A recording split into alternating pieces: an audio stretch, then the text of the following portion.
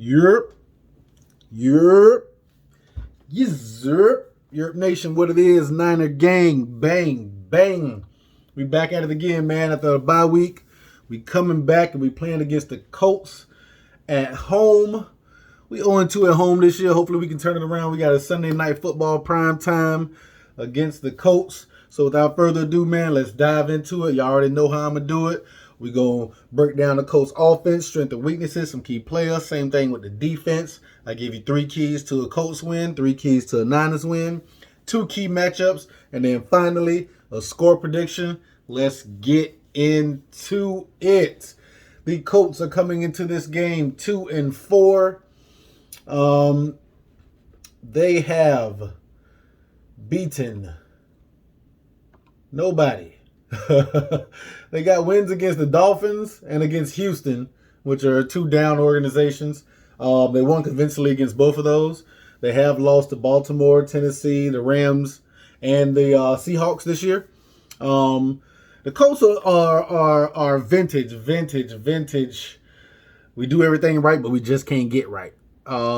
These guys are up there in turnover ratio. These guys are up there in causing turnovers. They're down and turning the ball over. They're up in yards per game. They do give up a lot of yards, but they play a bend but don't break defense. They don't give up a lot of points, but they give up a lot of yards. But they just cannot seem to sustain drives in key situations and to win games that way. They've lost to the Rams by 3, lost to the Titans by 9. You lost to Baltimore in overtime, and you lost to the Seahawks by 12. So they're in games. They just don't do enough offensively and defensively to win those games. But without further ado, man, let's get right into the offense with the Colts. Some strengths on the offense with the Colts is the run game, the passing game, and the fact that they have committed little to no turnovers. They only committed 5 turnovers so far this year in 6 games, which is actually pretty good, pretty decent this year. Some weaknesses. Pass protection, they have given up 14 sacks on Carson Wentz. And like I said, finishing drives. These guys are, I think, 14th in the league in third down conversion. So they just have to finish drives more. They don't finish drives. And that is something very big on with them. Key players, we have Carson Wentz. Carson Wentz so far this year is 124 out of 193 with a 64% completion rating for 1,545 yards, 9 touchdowns to 1 interception. He has been sacked 14 times. At running back, you got Jonathan Taylor, who has 87 carries for 472 yards at a 5.4 clip. He has 4 touchdowns to go along with that. He also is the second leading receiver on the team with 15 receptions, 210 yards, and a touchdown. You have wide receiver Michael Pittman Jr., who's the leading receiver with 31 receptions for 403 yards and 1 touchdown. And then you also have Zach Pascal, who has 18 receptions, 204 yards, and 3 touchdowns this year. They are going to be without Paris Campbell, and looks like without T.Y. Hilton. He hasn't practiced at all this week, so we'll see. I know Paris Campbell is out for sure, but T.Y. Hilton is still listed as questionable, even though he has not practiced at all this week. They also have tight end Mo Alley-Cox, who has 10 receptions for 152 yards and 3 touchdowns. And the backup tight end Jack Doyle, who has 11 receptions for 123 yards. So offensively, these guys, they can move the ball. They have a good passing game, a good running game. It's just in certain points, they just cannot convert third downs. But let's get on the defensive side of the ball. Some strengths for the Colts on defense. Takeaways. They're 4th in the league in takeaways right now. Their run defense is pretty good. They're only giving up 111 rushing yards a game, which is actually very good. In the pass rush, they've gotten off 12 sacks this year so far as a team. So the pass rush is there as well. Some weaknesses, getting off the field on third downs.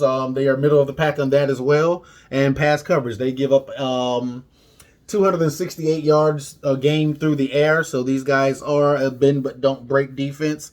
The offense just sometimes can't keep up with the bending that the defense does. Some key players on defense for the Colts. We have defensive tackle DeForest Buckner, who the Colts got from us, obviously, in a trade. DeForest Buckner so far in the year has 28 total tackles, 2 sacks, and 3 tackles for loss, and also he has a pass defended.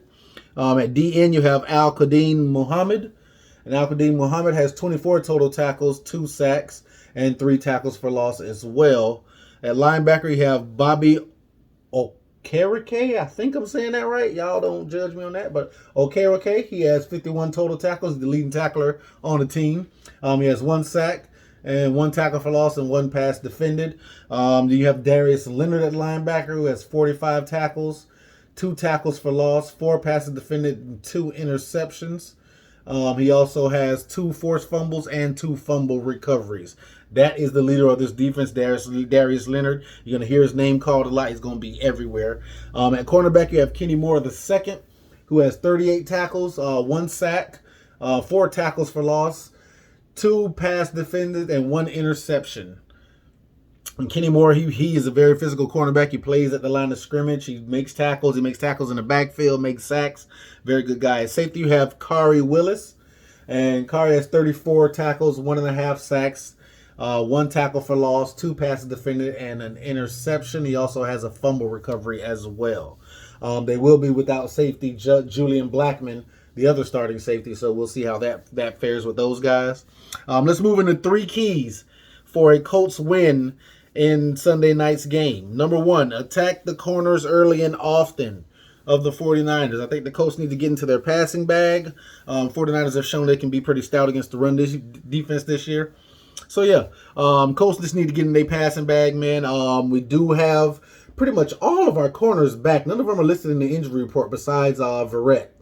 And he's out, of course, with the torn ACL. But we pretty much have all of our DBs back and somewhat healthy. At least they'll be available.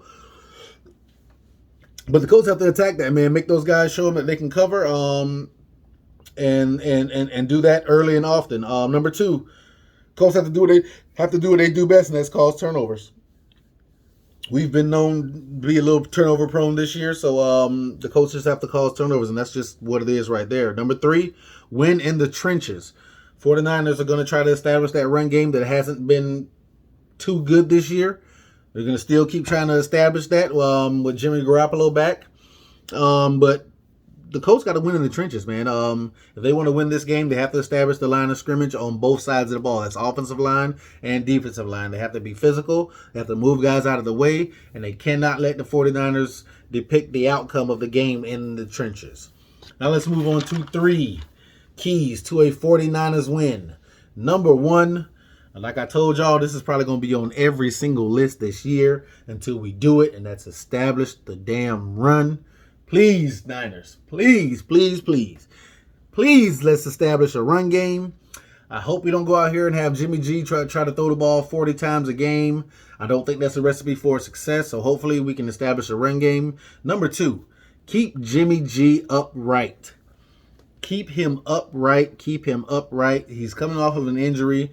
We don't want him moving around too much. Let's keep him in the pocket, keep him upright, and keep those guys off of him. Number 3, we can't turn the ball over. We know this Colts defense is very opportunistic, so we cannot in no way, shape, form, or fashion turn this ball over and give the Colts extra opportunities on offense because we know their offense spazzes out a lot and doesn't finish drives. But if we turn the ball over and we keep giving the offensive chances, they may break something through. I'm going to add a 4th one in here on defense. We got to limit the big plays.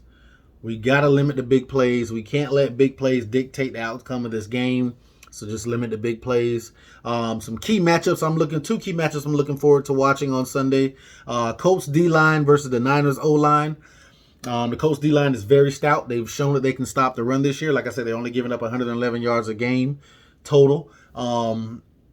So yeah, I want to see how our O-line can move against the Colts D-line with DeForest Buckner and those guys, and see if we can get them out the way and establish the run game and make sure we keep those guys off of Garoppolo.